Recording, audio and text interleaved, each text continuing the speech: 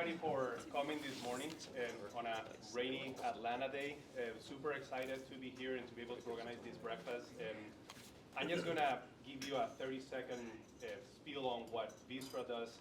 We're sponsoring the event, but I think you are going to very much enjoy the panel. We'll be discussing the topic and actually getting very much into it ourselves. So it's a panel, so feel free to interrupt, ask questions, make comments, whatever the idea is, and we also want to get your input and your thoughts and your experience.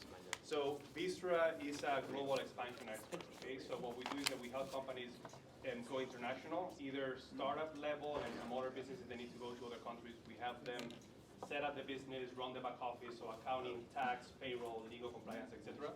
And on the other side of the equation, we work with large multinationals that already have a global presence, and they're looking to find efficiencies. So we already have 30, 60, 100 providers for either accounting, payroll, tax, or legal compliance. How do we kind of get all that together with one provider and make it more cost efficient, the invoicing more efficient, et cetera, et cetera. So with that said, Trevor is going to be the moderator for the panel, and everybody's going to introduce themselves. Thank you so much for being here. Thank you, Gonzalo. Do I need the mic? No. We only have one mic, so we have to use it wisely and spread the love around. Can you hear me, Mary? Can you hear me back there? Okay, cool. I'm just going to go without it, and I'm going to let our panelists pass it around if needed. Otherwise, we just need to project. It's kind of dangerous when you're the moderator and you relinquish the microphone, so it shows you how much I trust our panelists here. You know, what are we doing here this morning? I was so glad to see that all of you were networking, talking with each other, figuring out how you could collaborate. Really hate to interrupt that. It's always challenging. I appreciate y'all humoring us and getting to your tables and your seats because we're really here to talk about global expansion, you know, and this is what we at Global Atlanta live and breathe every day because we're writing about foreign companies coming here to the U.S., particularly to Georgia, and we're writing about Georgia-based companies that are finding their way and navigating the process of going international and finding opportunities. So we do see it, our publication, we see it as an opportunity. Obviously there are risks and there are threats and there are challenges, but those can be overcome with the right expertise, and that's why we're so grateful to be partnering with VISTRA on this event. So I wanted to introduce briefly our panel and then have them really introduce themselves so that I don't butcher what they do. So first of all, to my immediate right, we have our hosts here, Ashok, Joshi, with DataSeers, Managing Director for Asia, and sort of based in Mumbai, but sort of based in Atlanta, I'm finding out. Absolutely. And DataSeers, we should say, is your host today. They were generous enough to let us use this space, so we really appreciate that. And we'll get into, I'll ask you to introduce yourself in a more detailed fashion, but we've got Cuneyt Evirgen from the Georgia State University CIBER, which is, I'll let Cuneyt explain the whole acronym because I don't want to run out of breath. But Cuneyt and Georgia State Robinson College of Business are one of our most steadfast partners, so we appreciate you being here. Ben Jones from TriNet. And we've got Anastasia, my cousin Anastasia Williams over there, and from VISTRA as well. So why don't we start with you, Ashok? Tell us a little bit about what you do at DataSeers and just what DataSeers is. And maybe, I don't know if you want to use the mic, but it's there for the taking. I think my voice is quite loud. I hope you guys can hear me, right? Okay, good. So we started DataSeers in 2017. We are basically B2B company with a mission to address challenges which are faced by the banking sector and payment industry. So instead of developing the softwares which are like age old, like the checks and the wire transfer, we focus more on the back-end challenges, which is like ACH and prepaid cards. So mainly we focused on the pain areas, which are like frauds, money laundering, KYC, KYB, and reconciliation. These are some of the pain areas for the payment industry. Okay. What's KYB? I know what KYC is. That is know your business. Know your business, okay. Know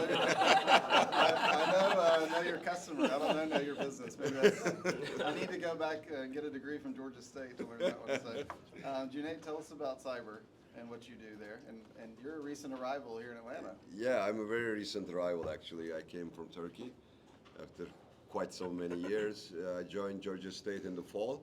And my title reads Senior Academic Professional. The three words kind of reflect where I'm coming from. Seniority obviously comes from the years. And academic, my academic side, and the professional, I've been in business, involved in business during all my career as well. So at CIBER, I'm the faculty director, and CIBER stands for, CIBER, Center for International Business Education and Research. Now, CIBERs are federally funded by the Department of Education. And there are 16 of them in the United States. And they are university-based institutions who operate on a grant provided by the Department of Education on every 4-year basis. And our grant was renewed for the 3rd time at GSU this year. And what we do is, obviously, as the acronym kind of reflects, develop doctoral students, develop faculty, and support businesses in the area of knowledge related to international business.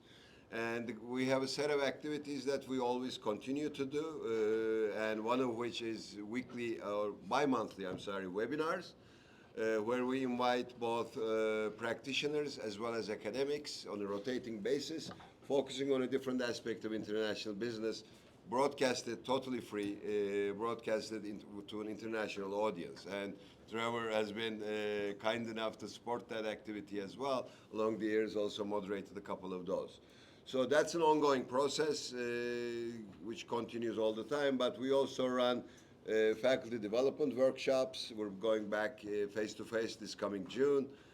We run case competitions for the students, all of which are basically geared towards the topic of international business, and of course supporting PhD dissertations in IB or different pieces of research. So that's kind of what we do at CIBER. There's a case competition tomorrow. I'm excited about that. Oh yeah, Tomorrow is the finals day. One of the judges for that. That'll be interesting. Right. All right, Ben, please tell us about you and about TriNet. Absolutely. Well, first thing I realized, I'm not going to sound nearly as intelligent as the person to my left. That's the first thing I want to get out there. So Ben Jones, I'm with TriNet here in Atlanta. So why TriNet's here is we're a full-service HR firm that supports from benefits, risk, mitigation, and all that stuff. But the main reason we're here is we work with quite a few international companies who are trying to set up their U.S. entity. And how do we help them support and get through all those pitfalls? And we had quite a few of those that we worked through last year that I'll hopefully get to talk to about a few of them today. Perfect. Anastasia?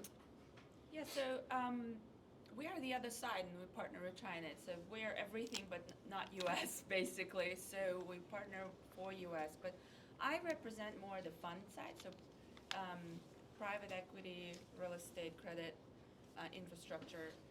We do back office for funds, and naturally the private equity ones end up buying companies that are international. So I'll be talking about that today. Great.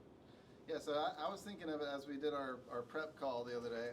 It sort of materialized how we should approach this. And I really think we should think through it in terms of how do you theorize or how do you think about going international, and then how do you actually practically do that. So I wanted to kind of talk to Ashok about what was DataSeers' mentality when you decided you wanted to open this office in Mumbai. I mean, obviously, you can serve a lot of clients from Atlanta. You've got a growing team here. Actually, DataSeers is one of the fastest growing fintech companies here. It's been quite a story recently. Absolutely. But what was in your mind? I know there's some family connections there, but and why not outsource? Okay.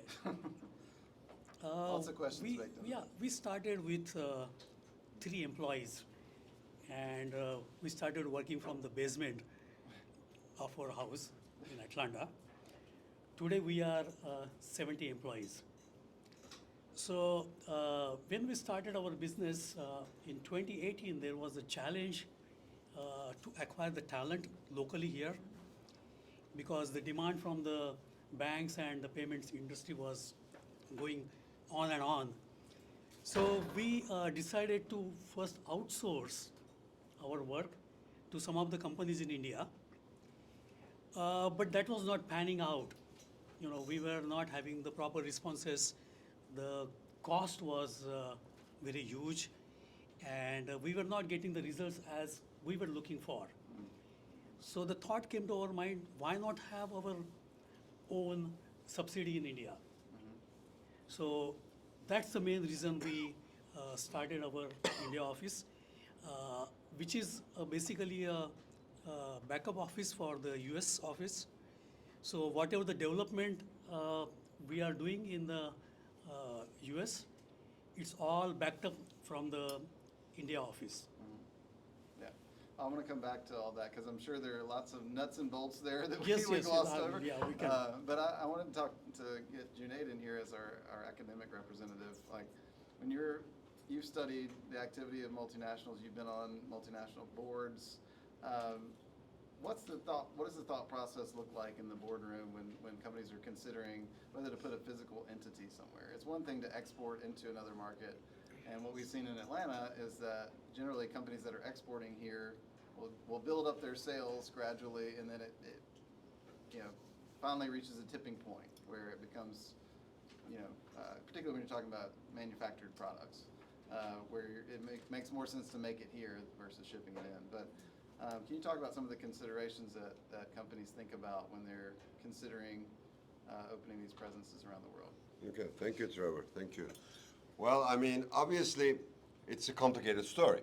I mean, it's not just one-way kind of road. It really depends on the style of leadership to start off with. It depends on the overall strategy that kind of flows, obviously, out of that, but the culture as well. Now, these may sound more soft factors, but they're actually pretty hard factors. Where you see most of the challenges kind of arise. Because, I mean, especially if you're considering FDI and really investing in somewhere, that means you're really allocating significant resource, be it in the form of money, in the form of human resource, or manufacturing capacity. That requires significant commitment. And FDI, the return on investment on an FDI obviously is not short term. It's mid to long term with eventual growth throughout the years. So that kind of a turnaround can only be possible with a full commitment and with a strategic plan that kind of justifies that commitment as well, and the continuity. That's why I say leadership. That's why I'm talking about the overall culture. I mean, when you say culture, you mean the corporate culture Corporate in culture. terms of their growth absolutely, appetite, right? absolutely. Yeah. I mean, is the culture ready to be international? Yeah. It's a mindset. I mean, things don't work when you go abroad. Things don't work as you're used to seeing them work in your home country, no matter where your home country is. Yeah. Okay, I mean, I had the chance to establish companies outside Turkey, as well as be with companies who were investing in Turkey. And it is a different story, either way. You don't know what you don't know. So that's kind of the starting point that you need to internalize. And not only you as the leader, if you are the leader, but also make sure that it kind of the triple effect. It goes down all the layers. Yeah. Because that's how things really come together. I mean, let me just give you two examples. Two companies, Procter & Gamble and Unilever, right? Global giants, global competitors all around the world, right? Unilever entered the Turkish market in 1952 with an FDI in the butter-related thing and detergents, you know their product portfolio. Procter & Gamble entered Turkey in 1987, 35 years later. Now, both of these are global giants, right? One European-based, one US-based, that being one difference. More or less in the same product categories, FMCG, so similar consumer kind of expectations.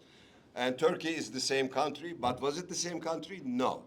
Because Turkey opened up its economic policy after 1982.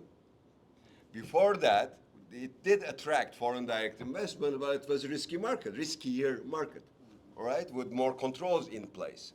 But after 82, then liberal economy started, and all of a sudden, FDI began to pour in, and Procter & Gamble just moved in very fast, acquiring one of the existing leading detergent brands in Turkey, and then growing out of that. I feel like I'm about to judge another case competition. Like these are the students, this is the professor. So, I mean, even companies that sound alike or look alike, Yeah, yeah. different kinds of Different approaches. strategies. Risk appetite is the last thing maybe I should add on that. Yeah, yeah. And I actually I'll bring Ben in on that in just a minute, but I wanted to ask Anastasia if you would talk about just what VISTRA does with private equity firms. I mean, you alluded to it earlier, but the consideration is always, do I set up a greenfield, operation, whether it be a manufacturing plant or a new office, or do I just buy a local company that's already doing something very well and already has a culture in place? So how do you help your clients think through that? I mean, maybe when they bring you in, they've already thought through that, but just tell us about what VISTRA does on that front, on the M&A. Yeah, so usually they've already thought through that. There's quite a bit of advisory that goes on Yeah. with the acquisitions that are done by Big Four usually. We're on the end of that, downstream. However, we're owned by EQT, which is a European large PE shop. For the US, we went through two major acquisitions. So as you can see, PE shops have funds 5 to 10 year longevity, so they have to close them down. Greenfield is probably not an option. By the time you really expand to make a difference in your returns, they don't go for that. Yeah. So we came in and we bought a fund administrator to be in the fund space in the U.S. And then we bought a company called Radius with about 100 people here. So that's how we have the corporate and the funds business. And that was probably in the third year of the fund. So now you can imagine the greenfield wasn't what we've considered. Yeah. And we're still looking at acquisitions today. Yeah. Every day, just who are we buying, what are we looking for US? US is the primary market for a lot of the markets. We are the outbound market, so our APAC and our Europe is feeding off this representation. Yeah, it seems to me like, just looking at it from the Georgia perspective, I write about a lot of the inbound stuff, and to me, it seems to me that M&A, the mergers activity, is becoming a more common way. I mean, it was always there, but and when you're looking at it from the economic development side, the people who are here to recruit investment to Georgia, they're now embracing it, whereas it used to be only about greenfield. Like, we only want these factories that are going to create 200 or 300 jobs. Now they're thinking, oh, well, this Japanese company or Chinese company, it can acquire our local company, actually save the jobs that are there, in some cases. And so it's less of I think a curse that it used to be. But I saw you nodding your head, Ben, when you were when Cuneyt was talking about risk management. Why was that? Tell us about it. Because there's a lot of risks that people don't think about, and I'm going to speak a little bit more from the HCM side of the house. There's What's HCM? Sorry. Human capital management. Yeah, Okay. Good question. So, human capital Just management. act like you're talking to a 5-year-old. Okay, so great feedback. KYB. There you go. KYB.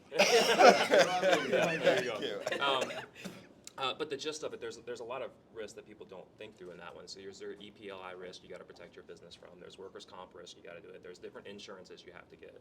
So when you start putting all that stuff together, that's extremely overwhelming for a lot of people trying to navigate it. And when you start going to multiple different countries and you start seeing each one is going to have their own risk mitigations or their own compliance laws that you have to go through that. So being able to truly understand what the geographic or the market is telling you have to do to protect your business.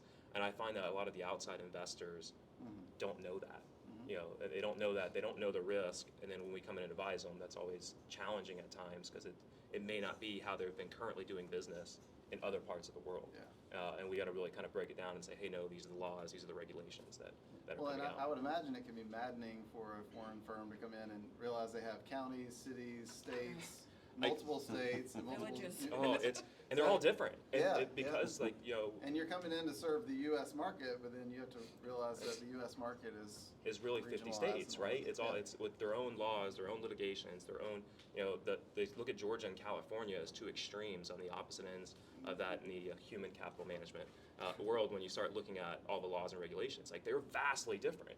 But the chances of having employees in, you know, especially in the tech space in Silicon Valley and Atlanta is not unusual Yeah. by any means. Yeah. And you're going to have your entire entity across the entire states has to cover all the regulations for all 50 states. So it's just it's fun to kind of watch as you get to see and you see light bulbs and stuff go off because you're like, this is more complicated than you realize. Yeah, yeah, and I'm sure it's become even more complicated in the post-COVID world because where are you based now? Right? Remote work is absolutely rocking companies domestically and internationally because companies that even were just based in Georgia now that are going across 50 states, when they're hiring, there's different pay laws, there's different compliance laws from state to state. They're having to completely update handbooks, they're having to update their entire infrastructure to make sure they're compliant, you know, and it's just challenging. Yeah, for sure. Ashok, how did you kind of manage that in India? I mean, you know, did you have to start from the ground up pretty much and hire locally, set up an entity? Walk us through some of the mechanics of that. if you don't mind. Absolutely. Let me touch base why we went to India.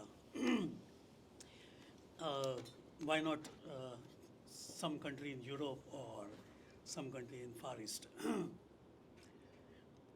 Basically, the operational cost in India are much lower Right. when we compare the cost with Europe or Singapore or other countries. It has been a challenge setting up the office in India. We had a commercial office which was vacant for some time.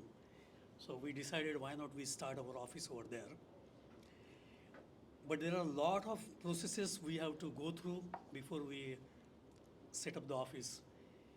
It's not like a single window where you just put an application to the government and or the local county and all the approvals come through. We have to apply with the different bodies and get the approvals.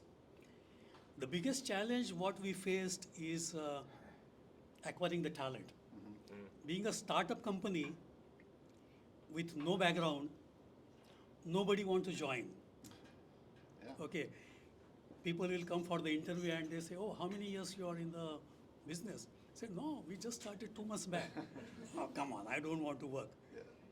Yeah. I don't know whether you will exist for the next couple of years. But we were fortunate enough to get some employees, dedicated employees. We started with 5 employees in India, and today we are 35. The challenges what we face is accounting systems are different. We have to file the taxes in India. We use here QuickBooks, they use Tally. The accounting year is from April to March, whereas here it is from January to December. They speak different languages. All the short forms are different, like TDS and PF. You know, there are really something new to us over here. Yeah. But the biggest advantage what we have is our company works for 24 hours. When we are sleeping here, the India office is up, and when they are sleeping, we are up here, and we have an overlap in the evening time, so that any data to be transferred, any instructions to be given, any tickets to be opened up, we are pretty good on that. So that is one of the biggest advantage we got by the operation in India. And I know you're looking at other locations. Yes. Now, around the region, but what goes into that process, thought process? Like, why not serve Asia just from India, for instance? Yeah. And I'm getting to a question there because we're talking about fragmented world, right? And the way we frame the discussion, I really do think like there's this kind of regionalization is kind of happening. Globalization still marches on, but it's fragmented, right? Like you have to think more with a more targeted mindset, I think, these days. Right, that's a good one. Having gone through the process of setting up one office, we are all now geared up for our expansions. Yeah. But is it to be close to customers? Is it? I'll come to that. Okay, cool. Yeah. So our future plans is to open up the office in Singapore, in Europe probably London, and in the Middle East in Dubai. The main reason for that is like we find that Singapore is also one of the financial hub where a lot of companies are there, and for the APAC, the business is handled from the Singapore. Yeah. And when I talk about Dubai, so Middle Eastern region, most of the business is handled from Dubai, and it will become easier for us to transact the business, contacting the local banks and the payment industry, and working with the locals over there. Yeah, definitely. Interesting. Anastasia, I wanted to bring you back in here because we're, again, talking about this fragmentation, and I was sort of wondering what you think this means for, we've got different privacy regulations. Brazil's got one, Europe's got one, California has one. We've got all these different jurisdictions around the world. Do you think this means we're going to see a lot more M&A activity as companies try to have a local presence in more markets versus just setting up, say, one regional headquarters to serve an entire block? Like I was very interested to hear that you were choosing London or thinking about London, Yes. right? Because everyone was wringing their hands over Brexit and whether London would continue to be a True, I mean, because financial center. Right? yeah, because the Brexit, a lot of companies have moved to other places like Ireland. Yeah. But with the new government in UK, they are stabilizing the businesses. Mm. So, All right. Good to hear. and the other main reason is that in UK, everyone speaks English. Yeah. Yeah. If you go to any other country like Germany, France, or Switzerland, the language is again Right. another Yeah, problem. Definitely. But did you want to comment on that, Anastasia? Like, just how do you see the future of M&A, global M&A, kind of playing out with this kind of regionalization trend, I guess? Yeah, so I think the regionally, you will continue seeing like mini headquarters or co-headquarters. Even we have regional headquarters in each region. Like for US, we have New York. Mm-hmm. For Asia, we have Hong Kong and London. For Europe, we'll call it EMEA. So it includes actually Middle East.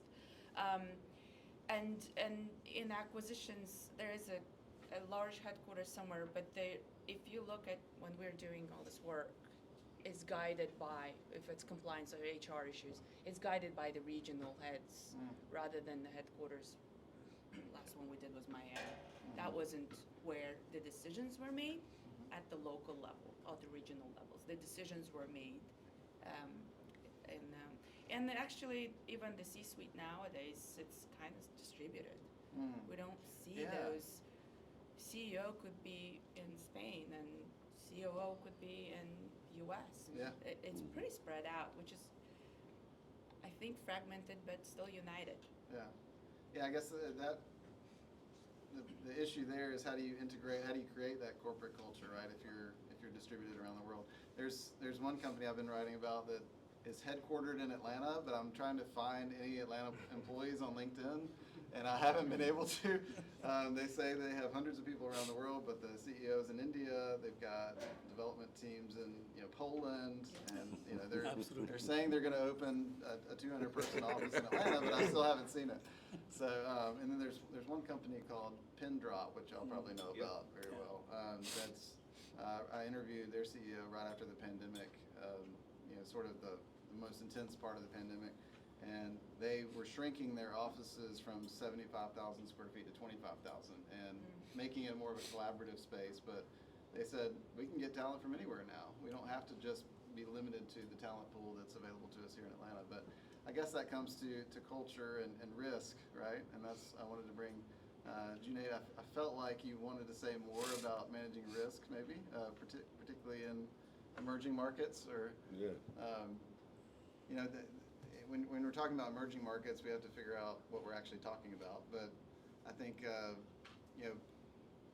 in the U.S. we probably see markets as emerging that are not like our own, right? Like they're fast-growing, developing countries that maybe don't have the same legal system. So you probably have to have a pretty solid strategy to figure out how to tap into those places. Absolutely. I mean, as noted by Anastasia and Ben as well, compliance issues on all fronts is a very fragile area. And in terms of the commitments that you get into knowingly or unknowingly, whether you really know what's in between the lines, whether you can really distinguish what is said, what is not said, what is not to be said. If you can figure out the difference between these, that it's not a word game, that there is real kind of content behind all of this. What's said without being said.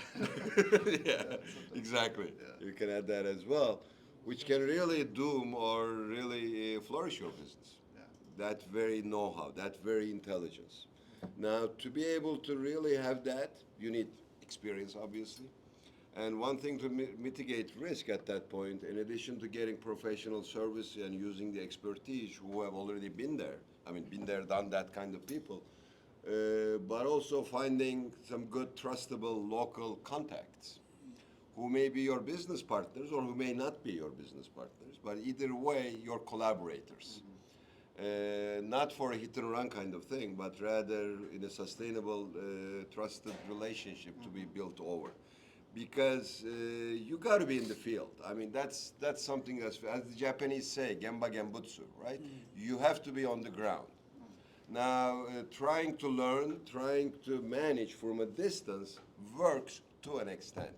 You got to have your tentacles or representatives or yourself there on the ground, really, I mean, walking on the terrain, really feeling it, how it is, and really getting a feel of how negotiations are carried out, how relationships are built. I mean, nothing can really replace the actual feeling of this. Yeah. So that's extremely important, particularly in emerging markets, because you're going in somewhere that's distinctively different. Yeah. I mean, culture difference can be appreciated. You can prepare yourself for that. If you've been a tourist, I mean, world traveler, I mean, you probably are already exposed to a lot of different cultures and you enjoy the different cuisines or different types of entertainment, etc. But business goes beyond that. Yeah. Okay, business goes really beyond that to a significant extent. And the legal framework is something that would protect you, compliance, but does the market that you're going into respect international laws? Yeah. Is it on the paper or is it really executed? What's ways of doing things kind of in a different way and not infringing what's on the paper? Now, these are nitsy bitsy details. That's muddy stuff. But that's what really matters when you're really trying to get into things. IP protection. I mean, huge issue. How do you protect that? Yeah. I mean, it's a challenge for everyone in the world, but legal systems is one way of protecting it. Yes. So that's kind of, you have to have it, kind of, at least have it. But having it is no guarantee. Well, I think your point about how are things done versus what's on the books, I think that's really important to figure out. I wanted to ask you, Ben, you've had experience working with companies that are coming into this market. Any pitfalls that you've seen repeating themselves over and over, patterns that companies have fallen into? And actually, there's one huge pattern that I see with every international company that we work with, and that's they don't understand the U.S. healthcare marketplace.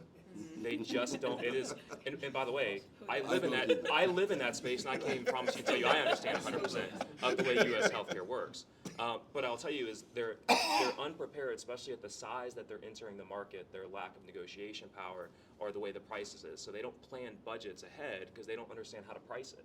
So when you think about it and you want to eventually get to scale and you want to start hiring employees, you got to have an infrastructure that's going to allow you to attract the employees. But your price for your benefits is based on your individual risk. So how do you budget for it? Yeah. So when they come to us and we start working with them time and time again, and where we see it stall out and we have to really kind of get engaged, is helping them understand that your price is going to be based on the employees you hired and how healthy they are. So so you need to budget whatever you think you're budgeting, budget more, because you're also going to have to pay a percentage of that. And if you happen to hire an unhealthy person, that's going to impact your pricing also. So, and they're just like, it blows their mind. Like trying to have that dialogue, like we've had them pause, and they're like, this is so complicated. And they just they're not planned for it. They don't understand it, they don't have the budget for it. Yeah. And that becomes a massive challenge because then they can't scale. Yeah. Well, how do you, I mean, I know you help companies think through the scaling issue, right? Like, how do you see them most frequently dealing with this issue, right? Because you don't want to go in with shock and awe and hire 200 people if you're not really ready for that. Maybe you want to start with 10 people and then kind of get to 75 or 100 or I don't know how many you have now. 70, I think you said? Yeah, we have 70 here. Here locally. Yeah. But like, if you're a foreign company, you can't afford to just go in and hire the 70 at one time. And you probably don't want to because you don't know the risk factors anyway. Yeah, most of the companies that we see coming in, it's one of two things that are happening. It's either true, they're starting up their U.S. entity, which we see anywhere from probably 3 to 10 people is their starting point. And then there's the M&A activity where they might come in, they might buy something else, now they're starting larger. Those end up being a lot more complicated because they're not buying the infrastructure all the time. So it adds another a complexity when you come in at a larger employee count versus a smaller one. But most of the ones that I see are coming in probably in the 5 to 10 range to begin with, which again, that's going to put pressure on your price and it's going to put pressure on all that works because you're smaller.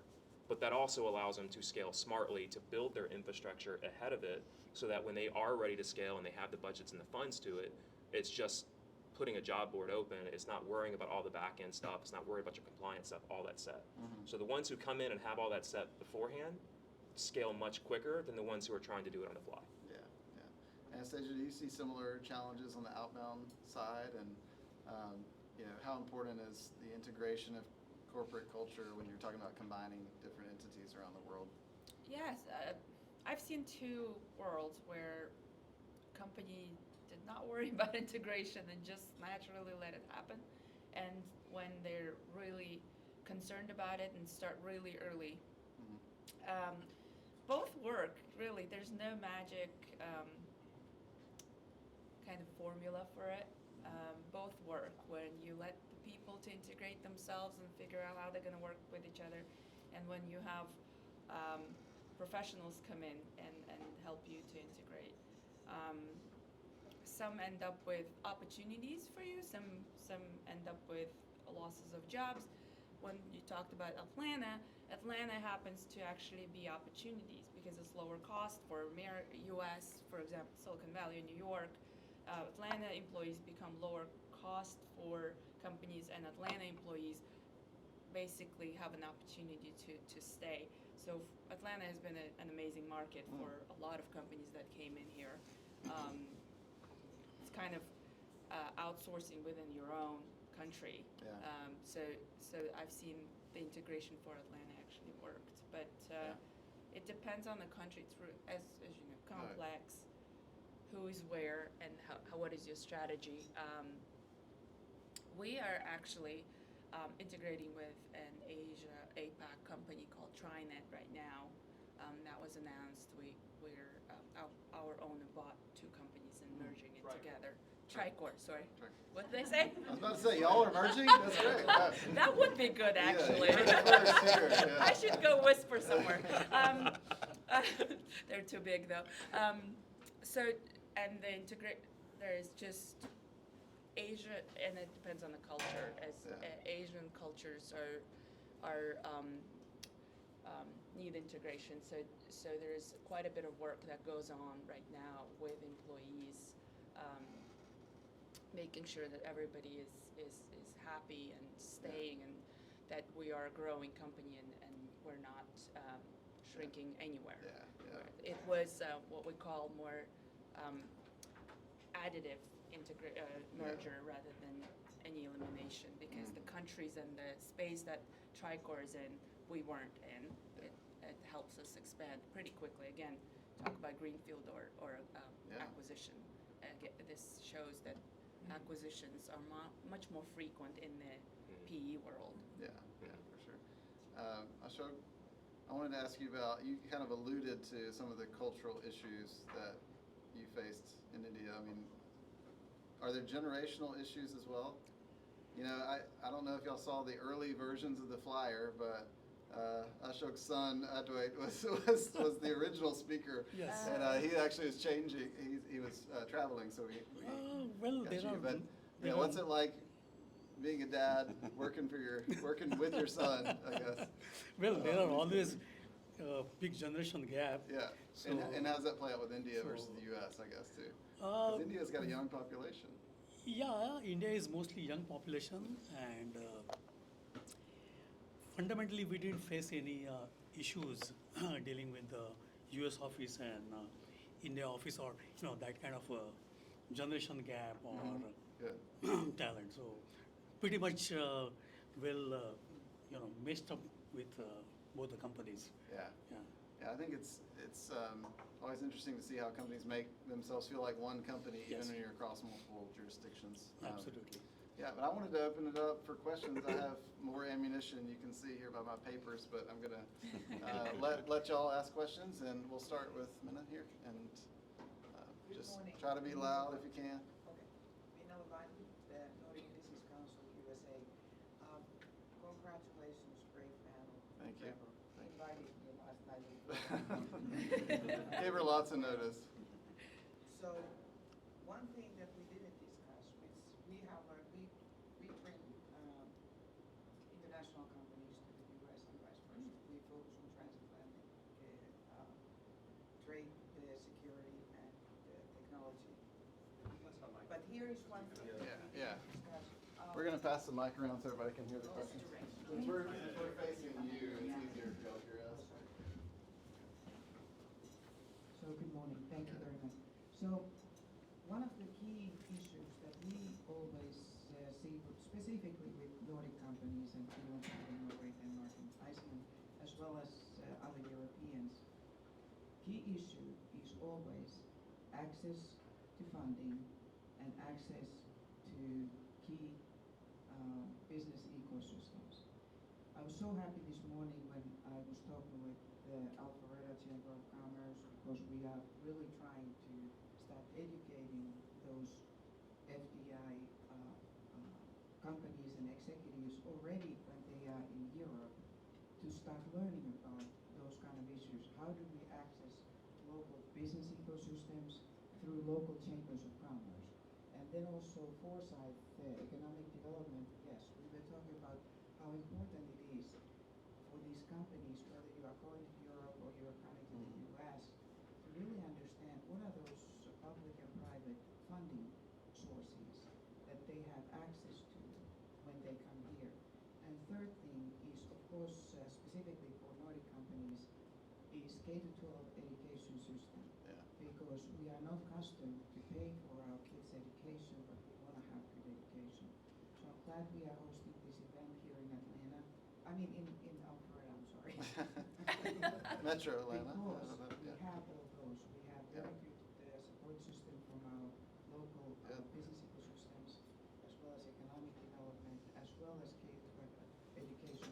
And these are important for those leaders that are considering site selection. Yeah. So how do you work with them when it comes to starting it where they are located rather than when they are here already in the U.S. or in Europe? Yeah. Yeah. Anybody want to grab that? We got an Alpharetta endorsement and a question. How do you kind of work on the before they get here, basically? How do you educate So international companies? that question seems so simplistic, and yet it's much more difficult than what it seems, because a lot of it is you're waiting for them to engage here. 'Cause we don't always have we don't have access to which companies are planning unless you have an extremely strong ecosystem here in your local market. So for us, we're sponsors of a TIE group Atlanta. We've got involved with Venture Atlanta. We're involved with TAG.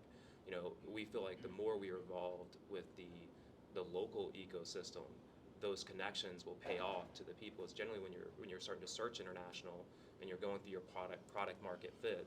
Ideally, the ecosystem of where you might land should be built into that decision-making process. Like, I would hope that that's what you're going through. But what you just kind of explained is actually a challenge that I don't think has necessarily been solved for, because even with the international companies, they don't even know, as Jeanette said, which professional service to engage and which ones are good or which ones actually know how to handle international companies. And I've got stories and examples of where we've had to clean up, where maybe a smaller provider was trying their best, but was just outside of their wheelhouse. But I think it starts domestically with your strong ecosystem for the groups like Global that are helping us connect the dots there. Yeah, I'd I say. think you raise a very good point, because we work a lot, or I've been with the years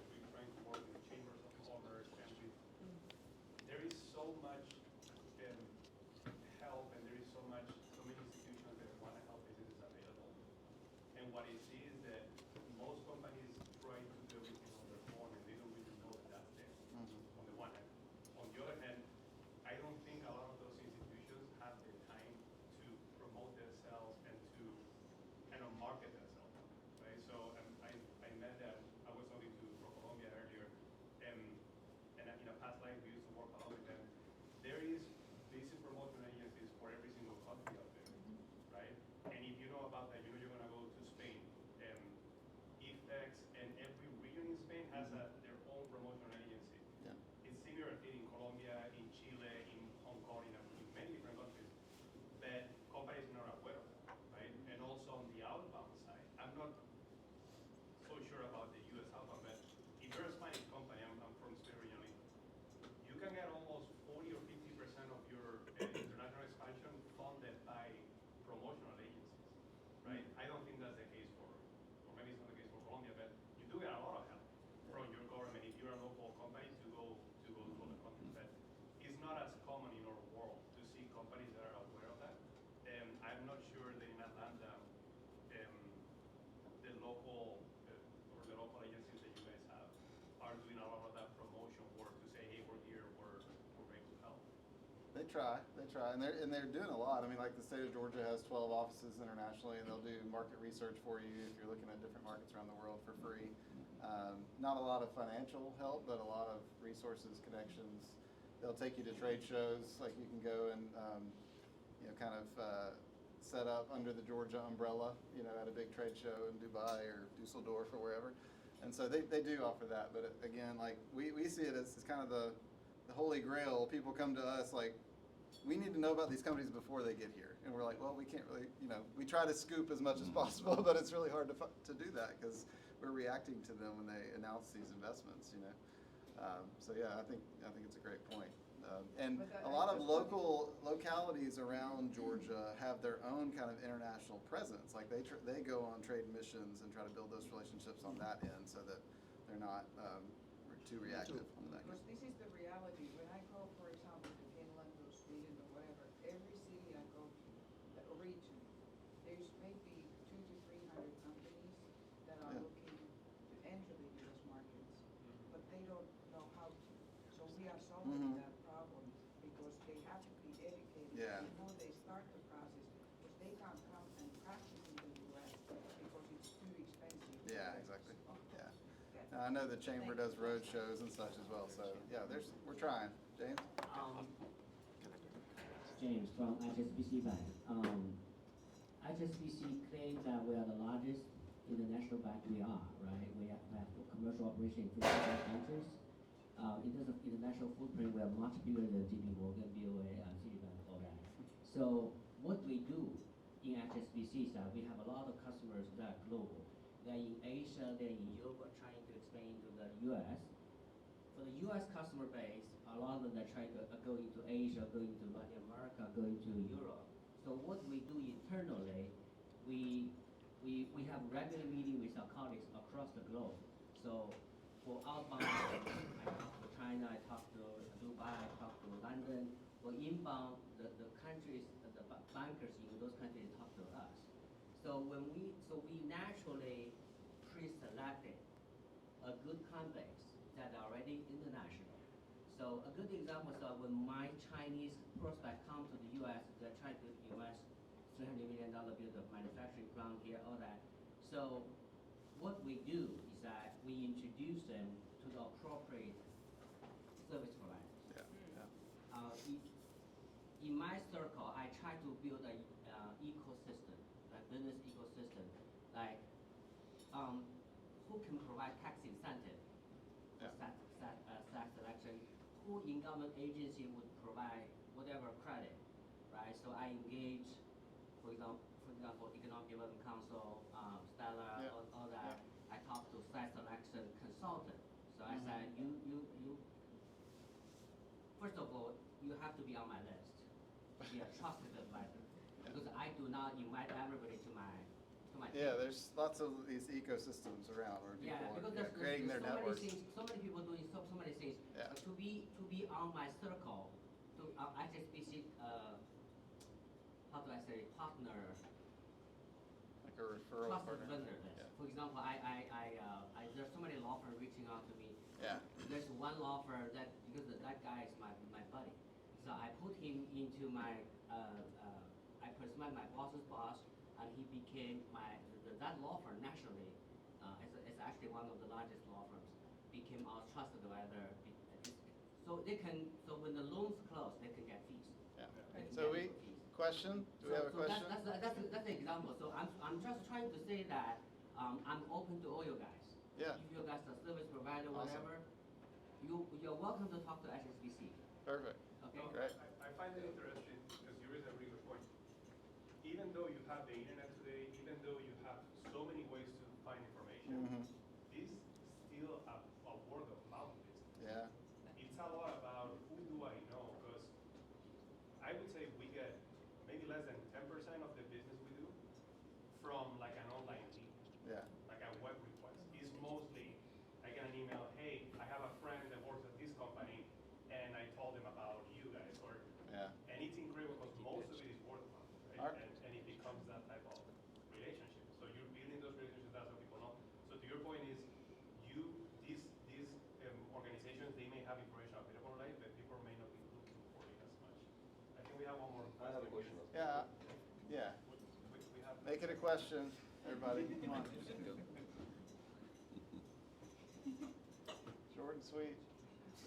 I know Pedro won't fail us. No, yeah, my question is, if I'm like let's say a Brazilian entrepreneur, and I come to you guys and I say, hey, I want to come to the U.S. Why do you recommend them to Georgia? What's so great about Georgia? And furthermore, like if I wanted to start a tequila company, I would probably go to Mexico because that's where they have the agave. Does Georgia have an agave? That's my question. We drink agave. Pine trees, baby. Pine trees. Closer to the consumer. Wow, anybody want to be the state of Georgia spokesperson here? Yeah. Yeah. go I mean, ahead. I might be the last. I'm probably the last person that would come to mind. But I just wanted to share an example because we're also teaching it in the class. There's been a Korean company, SK, that just invested $1.8 billion in Georgia. That's going to manufacture batteries for electrical vehicles.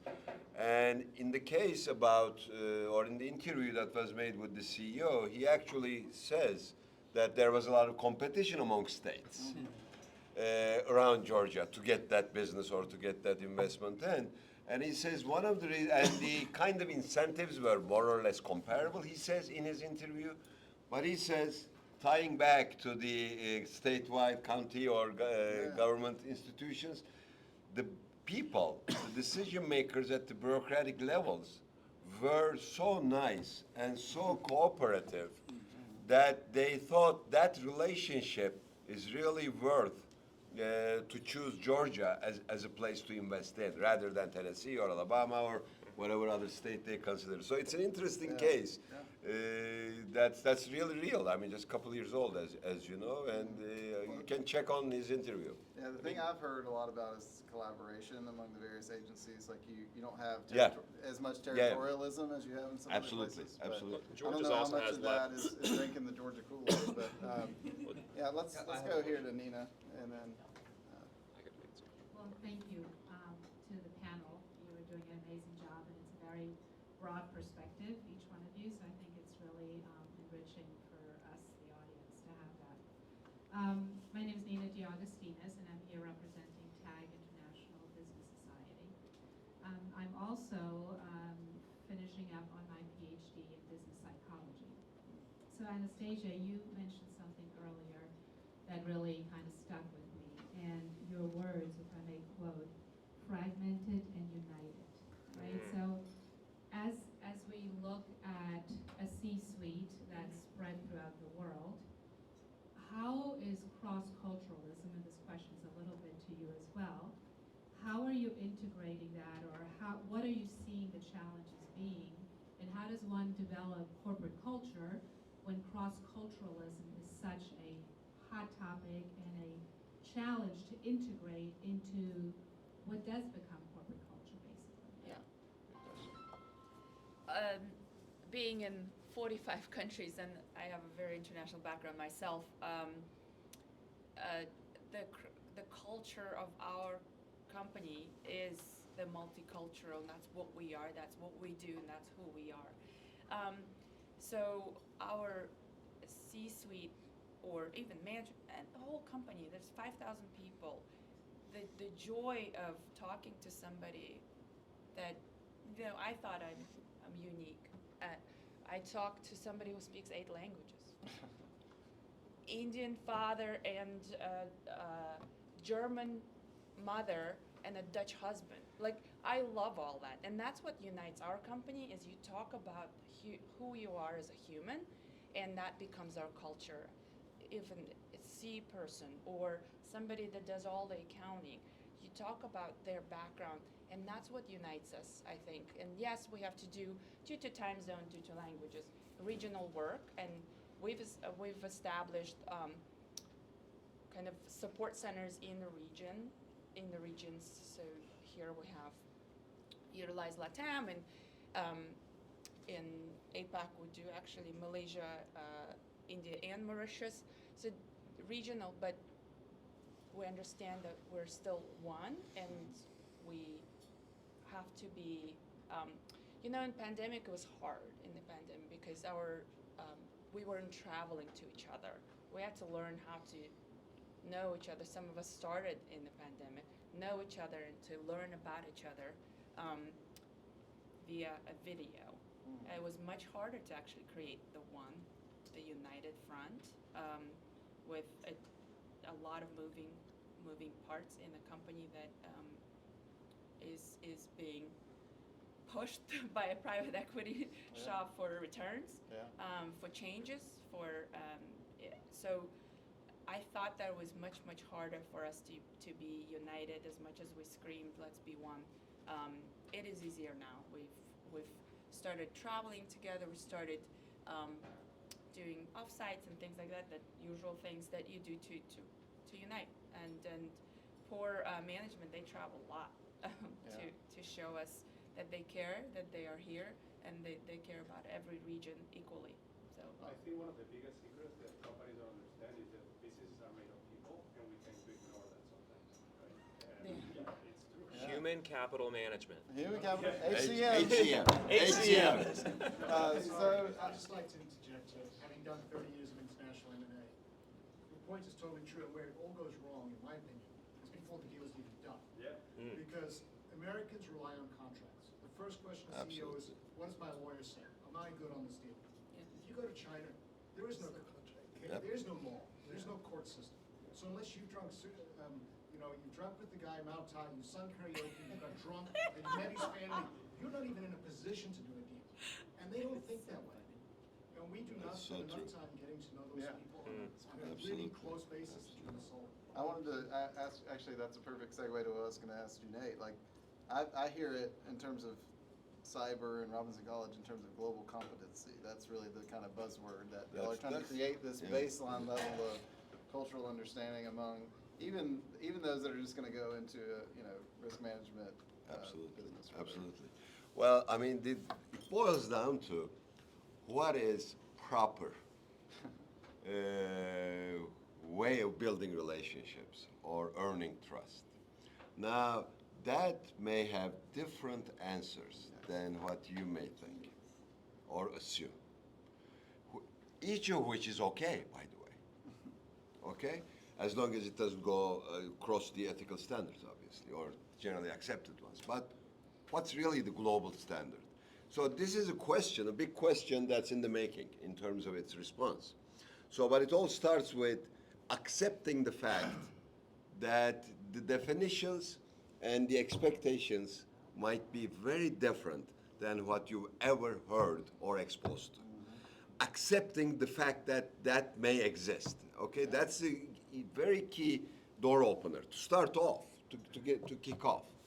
And coming back, I think we're running out of time We got one more question. from your looks, but the comment on the cross-cultural thing, that it's also in the making, all right? I mean, the young talent today, as Ashok also said, I know a lot of my former students being recruited by multinational people, and they still operate, live in Turkey, earn dollar-based or hard currency-based cash, be on the payroll of a multinational, and work with people from around the world who then he or she will never meet probably person to person, except the visual Zoom window. So that's in the making. All right, I mean, so we need to follow all those practices. But one thing, maybe I want to leave it with that, in terms of global competency, to create culture, you need a common thread that means something to everyone, no matter where he or she is in the world, all right? That common thread today, especially for the younger generation, and risingly so, appears to be running responsible business. Having a global responsible purpose of existence. The purpose is not making money. That's not what I'm referring to, all right? But really, why does that company exist, and why am I working there? So that might be a common thread if developed in the right way. I'm sure you've got a lot of such experiences. On my right-hand side, we got the HR expert. But that's probably, going forward, might be a key opener. Ranjan was waiting patiently up here in the Thank you, front. thank you. He Good sat in morning, the front everyone. because he thought Yeah. I was going to Firstly, call him great first. presentation and great panel discussion today. It was a good information to get in the morning. And my name is Ranjan Roy. I'm with a company called TriNet. We do Oracle Cloud implementation. And I'm also a avid reader and avid researcher as well. So I have a few points that actually anybody can answer.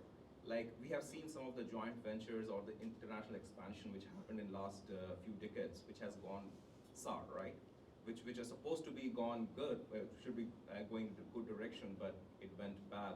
One of them was Starbucks, when they expanded their operation in China way back in early 2000, and they have to wrap it up, and they have a huge loss to make. Then Starbucks started their venture in India, collaborating with Tata, and it is going very rapidly. Then we have another instance of like having Amazon acquiring companies in India, like Flipkart and all, and now they're coming into some legal tussle as well. So my question to anyone I can answer, like when a company in US or any other country want to expand globally, what type of help they can get on the joint venture standpoint?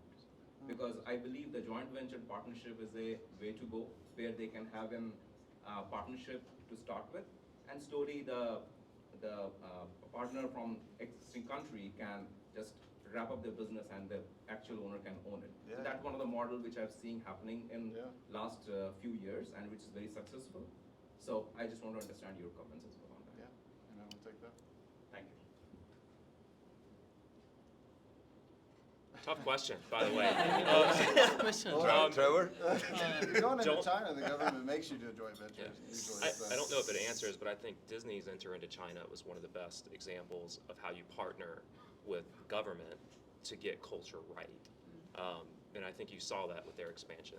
And I think that's where joint venture can be, where it's government or with its local entities, whatever it's going to be, having someone local who understands that culture and can understand how to translate your brand so it resonates in the culture that you're going to, that's the value that the JVP is going to bring, right? I think that's where you get, and you're able to leverage that. Yeah, I have a further point on that. On Disney and a couple of other companies, they have been invited by Chinese government. They didn't went there. Same goes when happened to Dubai as well. Dubai invited companies like Universal Studios and Disney to open their shop there. So that's a different model altogether, right? For sure. So what I was asking, like for example, Starbucks is a global company. They want to, for example, like Dunkin's. Dunkin's don't have an operation in Mexico. I don't know whether you guys are aware of it now. So Dunkin's did the research, but they failed. They felt like maybe that market is not suitable for them. But what my point is that, like, rather going on their own, like companies which are not been invited, right? So that was my point actually. Yeah. The thing that I've heard in reporting on this stuff. I tried, but thanks for calling me out. Well, we're gonna have to like network. Do this in the I tried. portion, 'cause I think we're gonna end up. Anything else? Of the companies in Yeah. the US are small to medium size. You're talking about these. Yeah. So, what a lot of companies don't know, for example, Europeans or foreign companies, that if they come to the US and they employ US citizens and they do business in the US, they can participate to globalize with USDDA